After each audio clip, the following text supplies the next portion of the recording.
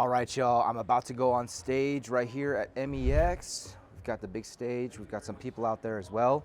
And we're going to go on and talk about expanding your DJ business. Let's go. Ben Herman, everybody, come on now. Morning, Ben. Morning, morning. Can you all hear me okay?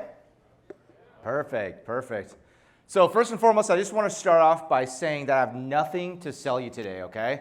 This right here is simply just a free invitation to join my upcoming workshop. We do these once a month. The next one coming up is on March 6th. So it's a Monday through a Wednesday. It's a 3-day live webinar style workshop. And what we're going to be focusing on is really to be able to create a promotion plan that you can actually attract your dream clients and also book more gigs while getting paid up front, which is a really beautiful thing. The other thing also is who's interested in 20 free leads right now? Anybody? 20 free leads? And this would be in your market, by the way. Again, I have nothing to sell you, okay? So simply just make sure to stop by our ProfitFlo booth on the show floor, okay?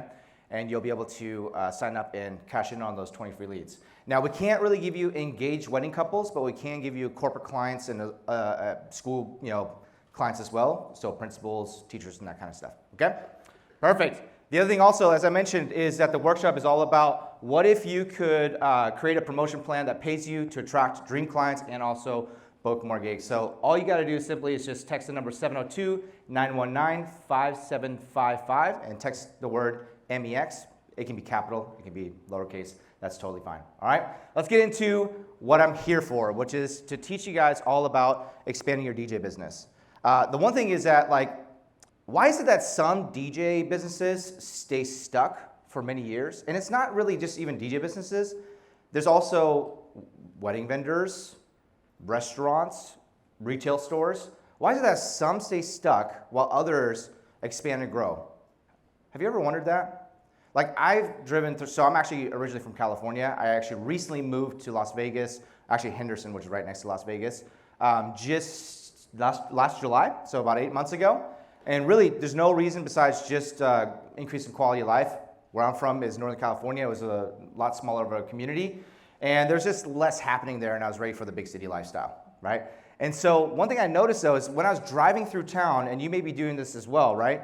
There are people that literally have run businesses for 30 years without any expansion or any sort of growth. It's just been the same thing. Owners working behind the counter or waiting on tables or working in the kitchen, right? I know a wedding planner that's been doing it for 40 years and still is just doing the same old year after year.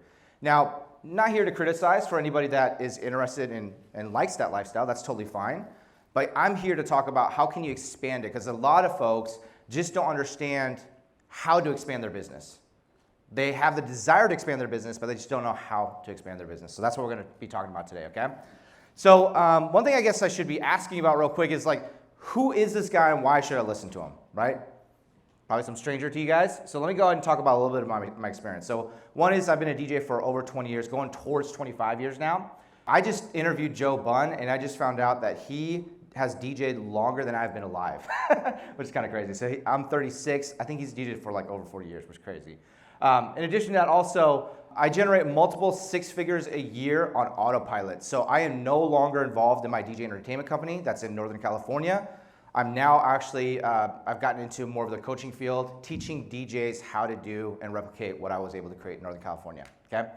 In addition to that, I also happen to be an owner of 4 different businesses. So anybody who saw me at Wedding MBA may have, or even inside the DJ's Vault, this was actually an interesting thing that had to be updated because we literally just started another business back in January. So it used to be 3 and now it's actually 4. So let's go ahead and talk about those. So the first one is my entertainment company, again, based out of Northern California, called Accurate Productions Incorporated. And this one right here is a multi-op, full team, management in place, runs on its own. So fully systemized, automated, and also with staffing involved. I no longer am a part of any of the operations. I'm actually even firing myself as a CEO. I give my general manager a little bit of counsel, but really he's starting to run it and actually grow it without my input at all. So that's Accurate Productions. The second business is DJ University. So those of you who may know DJ Hoppa and I partnered a year ago, I want to say, on DJ University. And really what this is a school teaching DJs the skills of DJing, right? So the technical skills of DJing. And then this right here is really what I'm representing today, which is ProfitableDJ, which is really teaching you the business side of this skill, right? So DJ University focuses on the technical skills. ProfitableDJ focuses on the business side of how to make it an honest income and full-time living as a DJ through this profession, okay? And then the last one, which is again the one that I'm the most excited about that we just started last month, is ProfitFlo, which is the everything else software. So we're all used to utilizing Serato, Virtual DJ, Rekordbox, right? The DJ software. And some of you may even have a CRM like DJ Event Planner, Honeybook, whatever else.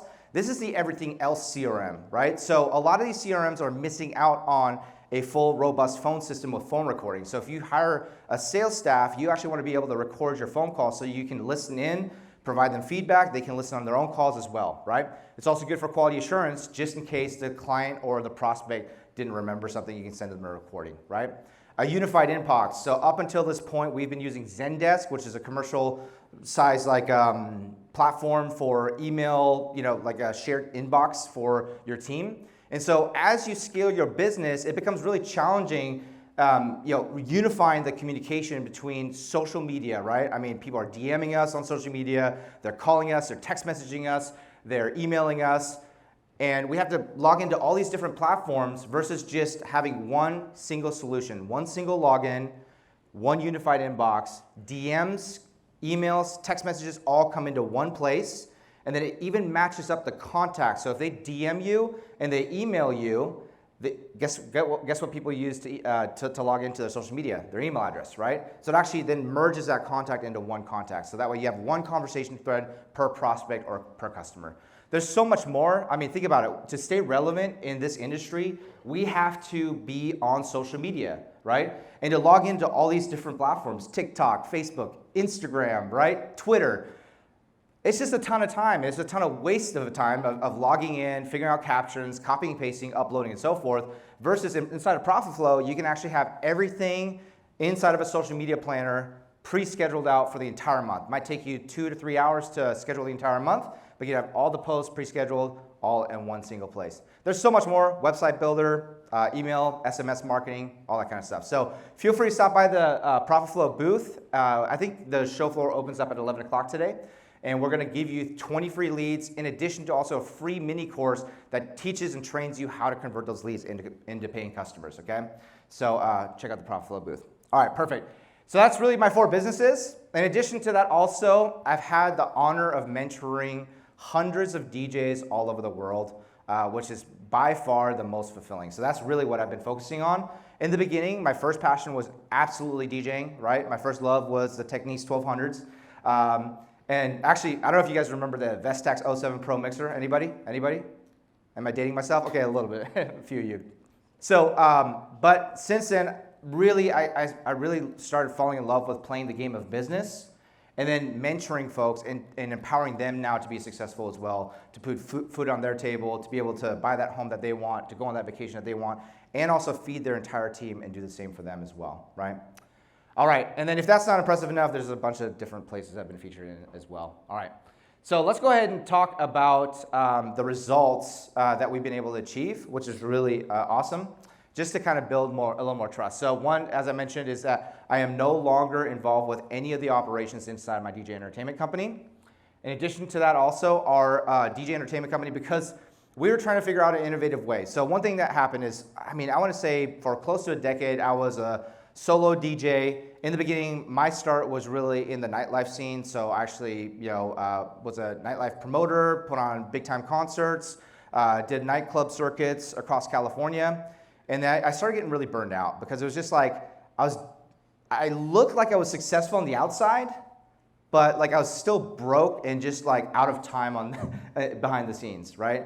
And I know that a lot of us here, right, we probably all, most of us started in the nightlife industry, and we understand margins are super small. It's kind of crazy. I was just talking to a DJ yesterday, and we're just kind of, just surprised that like the nightlife industry still pays an average DJ about $250, $300 a gig, right?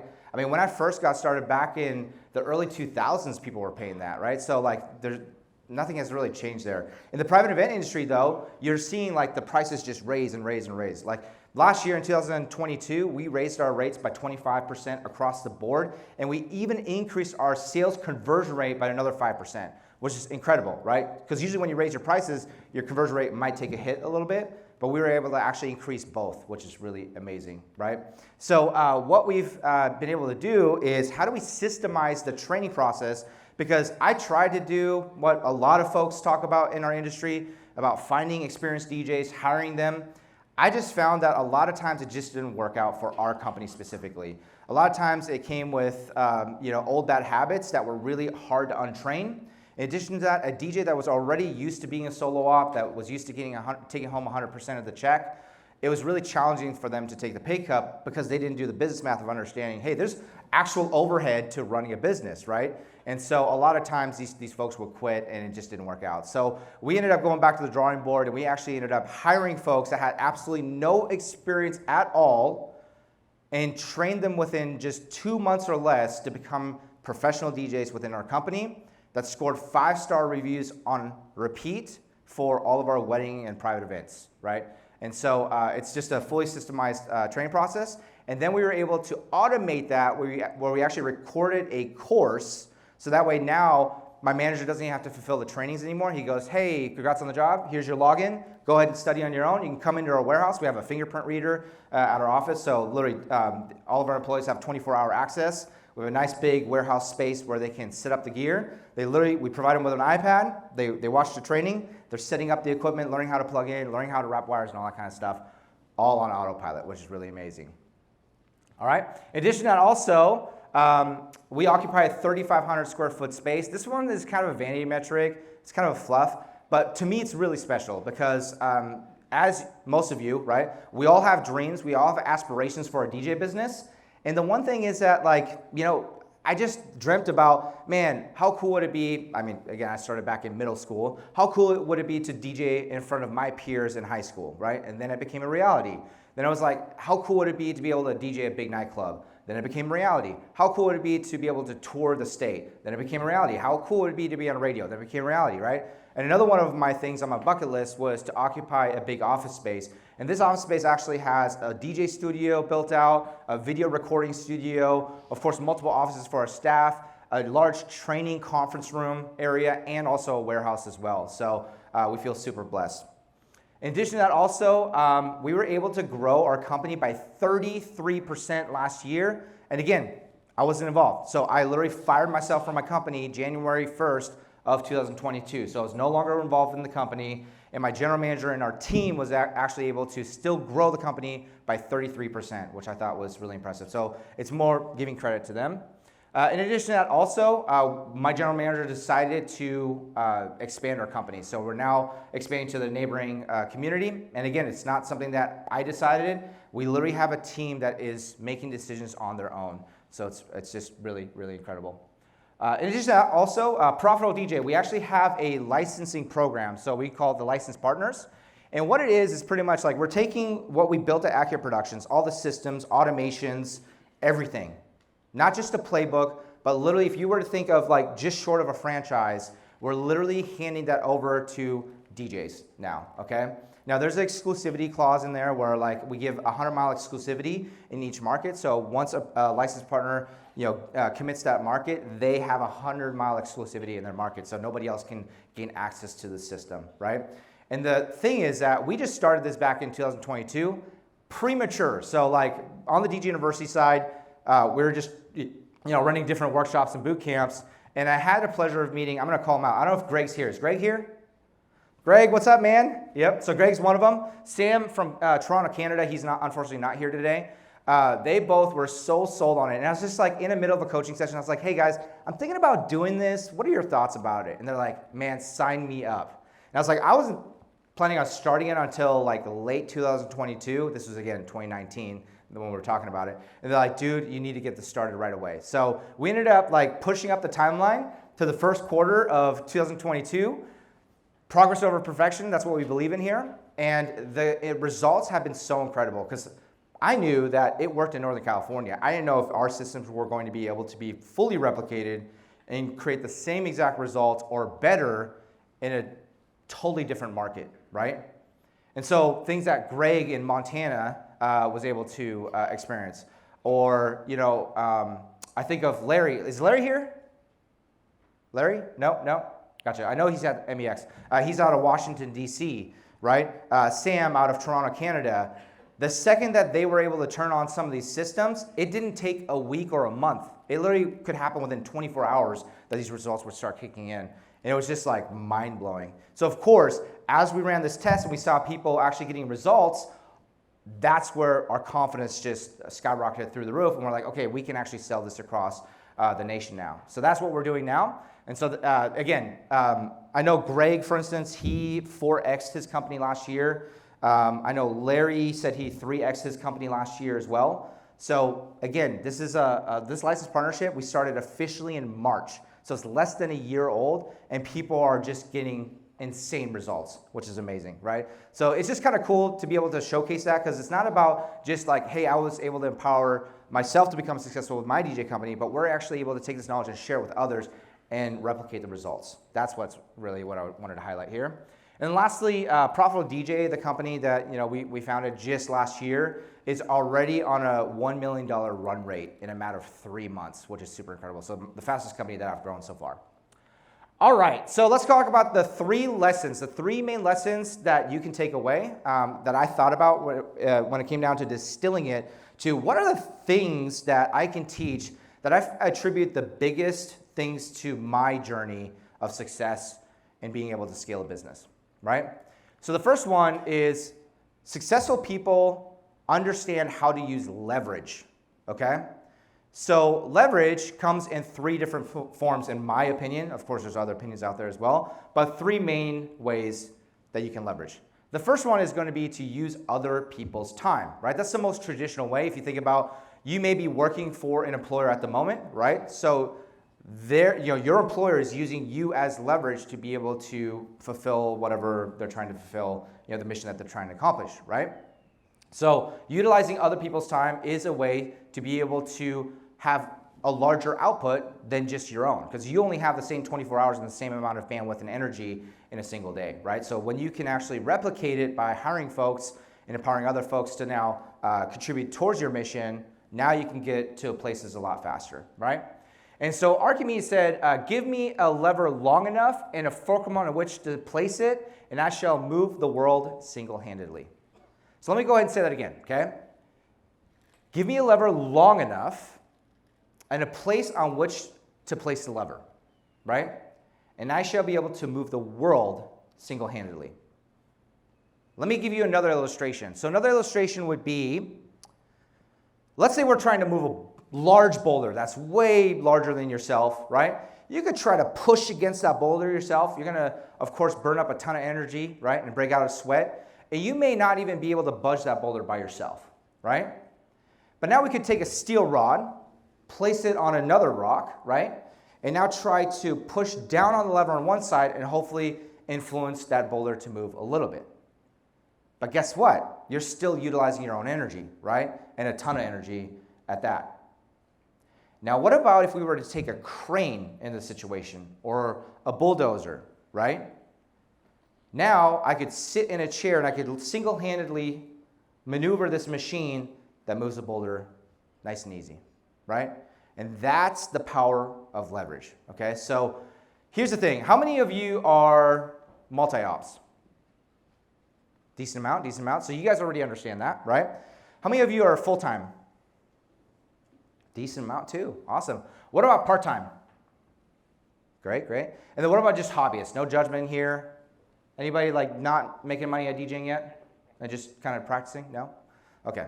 It makes sense. I mean, it takes a decent amount to invest to come out here, right? So, okay. So those of you that are part-timers, there's absolutely no judgment in this room, okay? But I encourage you to consider quitting your job and doing this full-time if that's your dream, okay? I understand. If you love your main profession, stick with it, right? But if you're like, man, I really love DJing, and I talk to so many DJs on a regular basis and hear it over and over and over again. Folks are like, man, yeah, I have my full-time job because I got to make ends meet. But if I could figure out a way to make a full-time living as a DJ, I absolutely would, right? And just know that your employer that you're working for at the moment, instead of investing in your own dream, is utilizing you as leverage, okay? So try to turn the script. Invest in yourself, invest in your own business, get up to a point where you can start hiring employers and contractors and start utilizing other people's time as leverage to fulfill your mission a lot quicker, okay? The second way of leverage is other people's money. And this one's actually an important one because the way to think about this is that folks are up here or down here thinking like, okay, Ben is kind of getting onto something, but you know what? Like hiring employees is really expensive. Where am I going to get this money from, right? And so that's why I want to talk about the second point of leverage, which is other people's money, all right? So you and I both understand. How many do weddings here? Corporate events? Schools? Private life celebrations, birthdays, quinces, mitzvahs? Gotcha, cool. So you all understand that we talk to prospects, we provide them a proposal, and then if they decide to book, we ask them for a retainer fee and a signed booking agreement, right? Well, that retainer fee is a version of pre-selling, right? So you can actually pre-sell your work, receive the finances or the funding up front that you can utilize to then build your business, right? So Tesla is a great way, an example of that, right? A modern example of that, which is I have multiple Teslas, and every single one that I ordered, I had to go on the website, build it out, and then they asked me for a deposit. And here's the crazy part, is like I ordered the newer ones that like weren't even out yet. I had to wait over a year for the first one, and then almost close to a year for the second one as well, right? So and how many have heard of the Cybertruck, by the way? Was announced, what, 3 years ago, and it's still not out yet, right? And there's millions of people that put down a deposit on a Cybertruck, right? So Tesla's doing something that we all can learn from, which is pre-selling our work, utilizing that capital to then inject into our business. Now, I understand some folks talk about, well, Ben, you know, technically you didn't fulfill the work, so that's like kind of stealing. It's unethical, right? Of course, you should keep a decent amount in savings in case of refunds or whatever else that you have the funds to be able to fulfill that, of course, right? However, think about this. If you were to utilize retainer fees to invest in equipment, in staffing, to increase and better the outcome for the client that reserved you in the first place, aren't you doing them a better service, right? So I wouldn't look at it as actually robbing them. I would look at it as you're serving them on a higher level because you can take that capital, invest in more higher quality equipment to increase a better outcome for them, okay? The second one, which I know a lot of you folks aren't doing properly, is upselling, okay? Because again, I talk to a lot of DJs and I'm hearing it over and over and over again, that a lot of folks think, oh, well, I do upselling, Ben. Like, so when I talk to a person on a consultation, I'm like, hey, okay, cool, yeah, you want to book this? Would you like to also add on a photo booth? Would you like to add on uplighting? Right? That's not upselling, that's just booking. You're just adding more to the ticket, yeah, sure, but I wouldn't consider that upselling. I'll consider that's your first booking. So whatever you're able to, sell at that moment in time, that is the initial booking. What you do after that is what it was considered an upsell in my book, okay? So in our company, we actually upsell our clients 3 different times before the event, okay? So we have a consultation, we book the event, we can receive a retainer fee, and also a signed booking agreement. And then 2 weeks later, inside of the client portal, we also send them an automated email and text message mentioning, hey guys, congrats, you just actually qualified for these other special offers that are fine-tuned to you. Our system is smart enough to see, based off what they booked, if they booked a photo booth, if they didn't get, like, let's say a photo album, it'll suggest that as an upsell, right? If they went with a DJ service without lighting, it'll then suggest, hey, you want some uplighting? You want, vertical truss with movers on it, right? Which we just call our lighting towers, by the way. So that is upsell number 1. 10 to 14 days after the booking comes in, then we nudge them, we send them an email, and make another offer to them. The second time is, and a lot of you are also used to this, especially with weddings, right, is planning meetings, right? So prior to the wedding or an event, maybe 30 days prior, 14 days prior, you and I both understand also there's some late folks that like don't take advantage of scheduling their planning meetings, and they last minute it 3 days before the event, but you're still sitting down with them or chatting with them on the phone to review the planning forms, the song requests, the announcements, and all that kind of stuff, right? That's where we train our staff to make the second upsell offer, okay? So to break this down, we go from booking, then inside of their client portal, 14 days after, we give them 10% off on the services that we upsell. Then once they are in person or over the phone in a planning meeting, which is usually, again, right before their event, we offer 25% off on upsells, okay? And here's the third one. Day of upgrades. That's what we call it in our company, which then we empower our team. We have just a little whiteboard, dry erase board, where our general manager writes down all of the different upgrades, we call upsells upgrades, that are available that weren't booked that day. And we encourage our staff, how hard is it to load an additional uplighting case into the van? Not that hard, maybe an additional 5 minutes, right? We're going to empower you to give our customers 50% off if you decide to upgrade their order right there on the spot. 50% off. And then because you're helping our company make revenue, we're going to act as partners and we're going to split it 50-50. Right? So an average uplighting case is $350. So we have like the Freedom Hex, what is it called, the IP4s, which has 6 uplights in one charging case, okay, flight case, and we charge $350 for it, full price, okay? So then 50% off is $175. If our employee is able to upsell that client, we split that in half, where they get $82.50 or whatever it is, 80. I don't know what the math is on that, but you know, 175 divided into half goes to the company, half goes to the team member, right? So they're able to increase their pay just like that, okay? So that is a great way to upsell your work 3 different times before the event. By just doing that, you're gonna see a dramatic increase in upsells. Sam out of Toronto, Canada was able to increase his upsells by 80% within 9 months.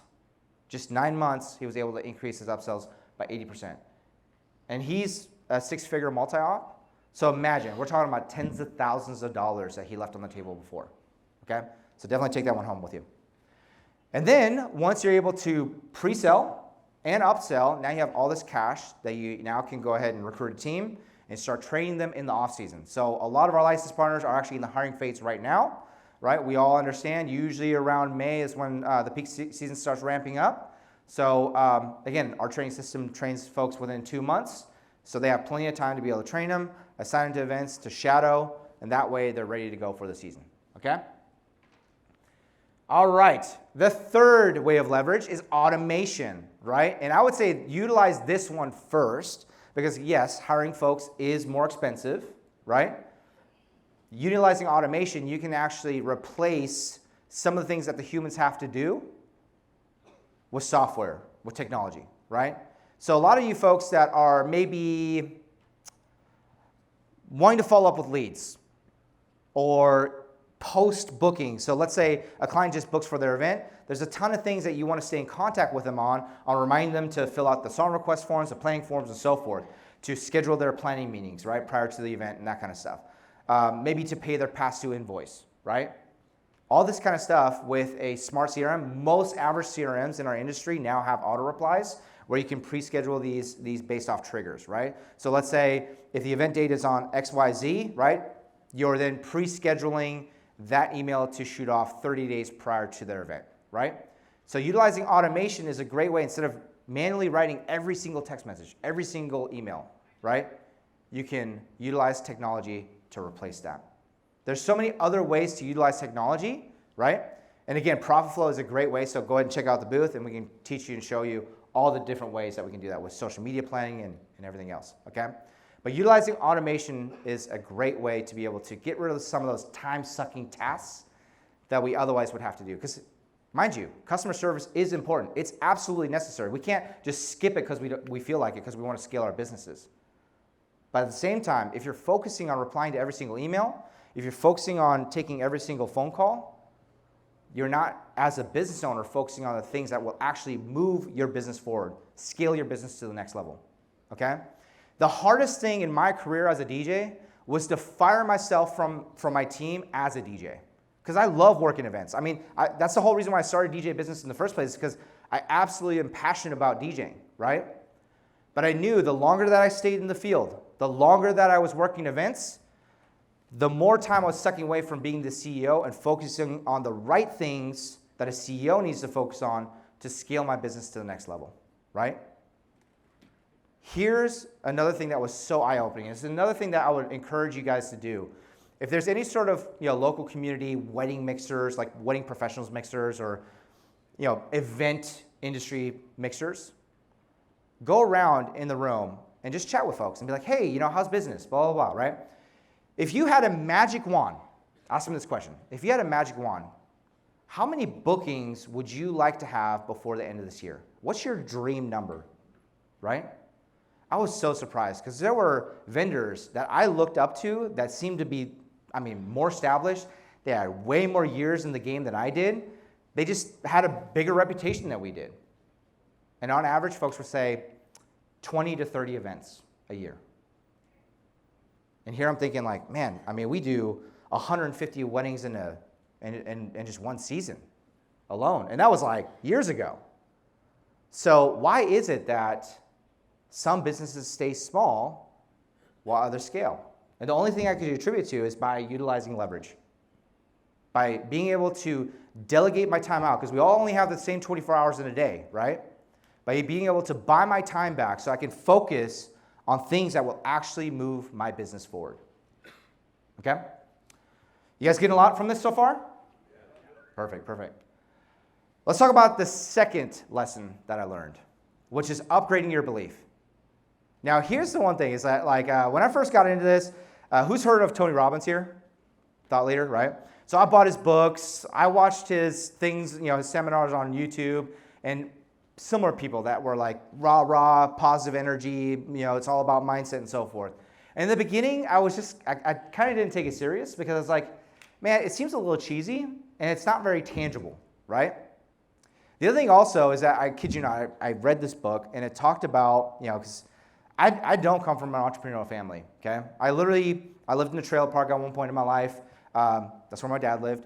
And none of my family members are entrepreneurs, managers, or anything else. So I couldn't really draw from examples within my immediate network. So I usually bought a lot of books, tried to watch YouTube videos, and try to just scratch and claw for knowledge from other people, right? Because I knew that I had to break the chain, my generational chain. Because again, my last name is Herman. I'm actually adopted, which is crazy. So my dad's American, my mom's German. So the Herman name is not even my blood name. But I still made a commitment to myself back in high school that I would change that name forever, from my generation moving forward, to break the chain in the cycle of addiction, abuse, and poverty. From my generation moving forward, that's no longer going to be a thing, okay?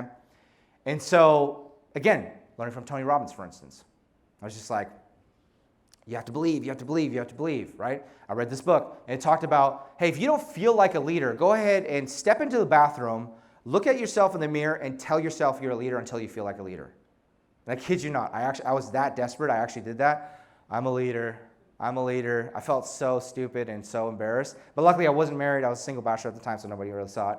But it didn't actually make me feel more like a leader, because what I would actually encourage you to do instead is, instead of telling yourself something that you're not, which is you being an imposter, that's where imposter syndrome comes from, is to think and truly feel how you're going to feel once you've achieved what you're trying to achieve. So, I want to be an awesome leader that people can look up to. What is it going to feel like once I reach that point in my career?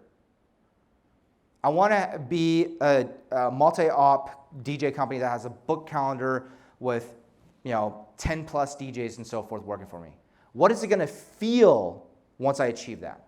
That's what I encourage you to do, instead of saying, yes, I'm a successful multi-op owner, when you're not. It just feels like you're phony, right, at that point. So upgrading your belief is something that I would attribute to being actually one of the biggest things over the first lesson of utilizing leverage, okay? Again, back in the day, I used to laugh at it and kind of not take it serious. Who's ever watched the documentary or read the book, The Secret? Right? So some of you may have seen it, where pretty much it's the law of attraction, which talks about if you wish it and put it out in the universe will attract it to you, right? And I agree with it a little bit, but I also think that like it takes your actions to get the results that you want, right? And so I think that really working on the right mindset frames is what's important. So let's go ahead and talk about that. So this right here is called the belief cycle, okay? And we're going to start off on the top left is belief, right? So that's where we're going to start, and then we're going to go ahead and move to the right. So start with belief, then goes to potential, then action, and then results, okay? And there's two scenarios I want to play out here. One is you don't believe in yourself. So you're like, you know what? I don't know if I can do it. Let's say I'm trying out for a baseball team, right? Back in high school or college, right? And I'm like, you know what? I don't think I can actually make the team. And because you don't believe it, your potential is really low. Because your potential is low, right, the amount of action that you're willing to take is also low. Because you don't take the action, you get a low amount of results. Because you get the low amount of results, you solidify your belief. See, I knew I couldn't do it, right? On the other side, though, let's talk about the same example and a person that actually believes in themselves. So I'm still trying out for the baseball team. I'm like, you know what? I'm going to freaking crush it. Not only am I going to crush it and start off, I'm actually going to shoot for the MVP position for the season, right? So my belief is high. Because my belief is high, my potential is high. Because my potential is high, I'm willing to take the action to get the result. Because I'm willing to take the action, and I actually do take the action, I get the results that I want. And because I get the results, it re-solidifies my belief. See, I told you I could do it. Is that interesting? It's the same scenario. It's the only thing that's switched is just your mindset, which is a decision, really, right? The next thing that I love to talk about is what do we all want in our DJ business, in our life? We all want results. That's the main thing we want, right? And you can define results however you want. But let me ask you right now, what is it that needs to happen before the results can be achieved? Anybody want to take a guess? Work? Action. Yes, action. What needs to happen before taking action, though? Planning? What's that? Preparation. Gotcha.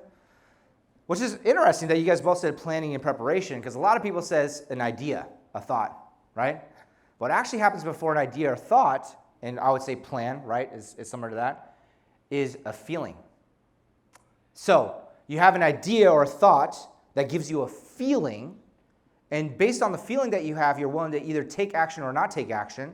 And based on the action that you're willing to take, that's what gets you the results, right? So if you have a positive emotion and you're excited about taking action, you're most likely going to take action, versus if you're kind of beating yourself up and you're like, I don't know if it's possible, it seems a little too risky, I'm too scared, I don't feel ready, right? All these different doubting beliefs that we all tell ourselves, right, causes a feeling inside of us. But here's the hardest one that usually stumps audiences, is what needs to happen before a thought or an idea? Anybody know? Experience? Is that what I heard? Anybody else? Very close, by the way. Education? Cool. Yeah, I would say both of those are correct. And the way that I would like to sum it up is your programming. It's the families that you're born into. It's the teachers that you had growing up. It's the coaches that you had growing up. It's the friends that you had growing up. It's the movies, the TV shows that influenced you, that you believe to be truth, right? It's all that. So it's the programming that's really hard to get past. We almost have to force ourselves to reprogram our minds in order to influence the thoughts and the ideas we have and come up with, that then influences the feelings, that then influences the action, and then ultimately changes the results that we want, okay? My mentor says this all the time, which is a person's results that they're achieving in their life is directly correlated to the systems that they implement in their life. If you don't like the results that you're getting, change your systems, right? If your bank account is looking a little meek, right, change your systems. If your calendar is looking a little empty, change your systems, right? If your relationships are broken, change your systems, okay? So it really comes down to reprogramming your minds in order to influence the rest of your life, okay? So let's talk about some of those. How many have heard money doesn't grow on trees, right? And a lot of us, because we've heard it over and over and over again, we believe it to be true. But if you were to talk to an apple tree farmer, they probably would disagree with you, right? I come from Humboldt County, Northern California, right, which is known for the cannabis industry, right? Snoop Dogg literally has like a weed strain out there. They would disagree with you, right? In addition to that, what about money is the root of all evil? How many have heard that? Yeah. So that's actually a biblical term. If you actually read scripture, what it actually says is, for the love of money is the root of all evil. But for some reason, we all just phrase it as money is the root of all evil. Is that interesting? Because here's the thing, money's just currency. I mean, it's just paper, it's metal, right? It's digits on a screen. Money doesn't actually have any emotions. Money doesn't actually have any objective. It's us that influence and give it the value that we tell it, right? The actual value of a $100 bill, the actual paper and the material that it's printed on is worth way less than $100, right, in actual value exchange. So the way that we need to look at money, for instance, is actually an exchange of energy, right? So if you're working for a job, right, you're exuding energy, you're getting paid from your employer, you're then going out to the marketplace to start spending that money, right, which is spending your energy in different places. And this is one of the reasons why. So we I charge a lot for my one-on-one coaching clients and some of my higher coaching tiers. And a lot of times what people get really stuck on that I've noticed, entrepreneurs that are savvy business owners, they have no problem paying tens of thousands of dollars, right? But folks that are employed by someone else, they're the ones who have the hardest time. And the reason why is because their exchange of energy in exchange for that money is a lot more. It's a lot more of their time, a lot more of their sacrifice, a lot more of their energy. That's why it's a lot harder for folks that are employed by others to be able to spend a lot in investments, right? And if they were to make certain investments, that's the one thing that would actually propel them forward to the next level in the game of business, right? But I understand it now. It's not necessarily that they think it's too expensive. It's that they're associating the value of that expense to their energy, right? All right, so lesson number 3 is don't own a job, okay? So those folks, I don't want to talk to those folks that are working for another employer and you love your job, right? Your 9 to 5, whatever else. I'm talking to DJs right now because that's who's in the room right now, okay? All of us who are working events and performing the events ourselves technically own a job. We've been lied to in the society that self-employed means being a business owner, being an entrepreneur, okay? The thing is that you're trading your time for dollars. And by the way, even on a tax implication, right, you acting as a self-employed, you're actually being taxed at the highest tax rate. So employees, for instance, share in the expense with the employer. Employer pays a portion of the taxes, the employee does.